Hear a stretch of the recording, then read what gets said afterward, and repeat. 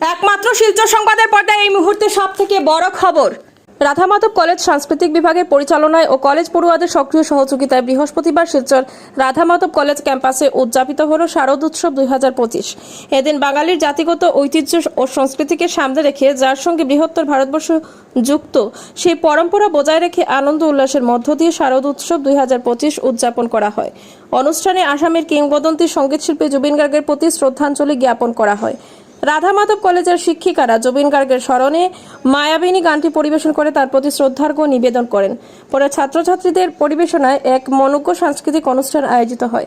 এদিনের অনুষ্ঠানে কলেজের ভারপ্রাপ্ত অধ্যক্ষ ডক্টর অরুন্ধতী দত্ত চৌধুরী, উপাধ্যক্ষ ডক্টর রাহুল চক্রবর্তী, আইকিউএসির coordinator doctor Sonali Chowdhury, Radha Madhab college সাংস্কৃতিক সেলের আহ্বায়ক ডক্টর রুমানাথ চৌধুরী সহ কলেজের অন্যান্য শিক্ষক শিক্ষিকা, প্রশাসনিক ও লাইব্রেরি কর্মচারী সহ ছাত্রছাত্রীরা উপস্থিত ছিলেন।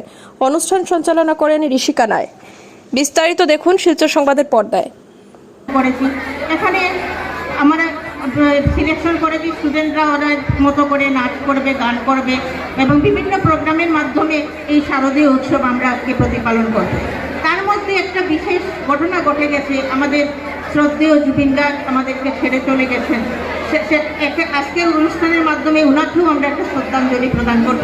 তার জন্য শিক্ষক ছাত্রছাত্রীর পাশাপাশি আমাদের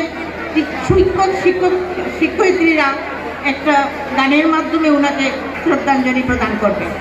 আমাদের এইবারের অনুষ্ঠানটা আয়োজন করছে 5th সেমিস্টারের স্টুডেন্টরা, এবং বিশেষ করে আমি এখানে বর্ণমিতা এবং ঋষিকার নাম উল্লেখ করব, কেননা ওরা নিজে অক্লান্ত পরিশ্রম করে অর্জুনও করেছে, করে স্টুডেন্টদেরকে যোগাযোগ করে এনেছে, ওদের রিহার্সেল হয়েছে এবং অ্যাকর্ডিংলি ওদের প্রোগ্রামও হচ্ছে।